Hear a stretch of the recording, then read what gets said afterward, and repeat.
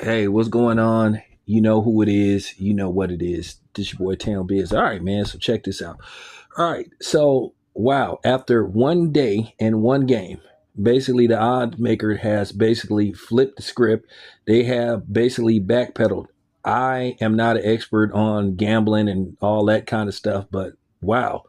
Um, to me, this is kind of weird, but nevertheless, basically, Baltimore has lost a spot as the overall favorite to not only come out of the AFC, but to win it all. Now they have been replaced with Buffalo based off one game.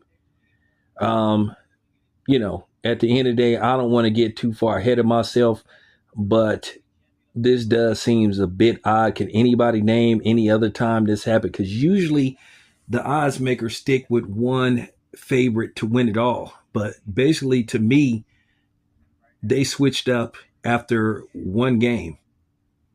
So that just goes to show you how prevalent that game was to Baltimore or Buffalo, because now they have Buffalo as the favorite to win it all.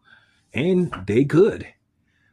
But like I said before, I'm going to continue to break down that game and talk about that game. But yeah, to me, wait a minute, 1 second. All right, you guys. So I did a little bit of research, and just as I thought, this rarely happens after one game where basically they switch up on the prohibited favorite. Now, in boxing, they do that as they get closer to the actual fight. But you know, when you get closer to the Super Bowl, depending on who's going to play in the Super Bowl and based off who gets into the playoff and gets knocked out of the playoff, then that's when you sort of like start shuffling the deck.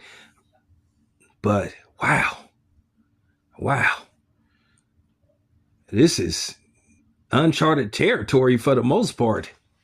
So basically, what's going to happen is if you're a gambler, you might want to hold off on placing your bet until the actual Super Bowl, because for them to switch up on Baltimore after one game and you basically have 16 more games to play, okay, now your antenna should get raised. But anyway, we'll see what happens. But I'm going to continue to talk about that game and what happened and how basically, yeah. Now I know people are coming for Lamar Jackson, but yesterday's game wasn't Lamar Jackson's fault. That game falls strictly on Harbaugh.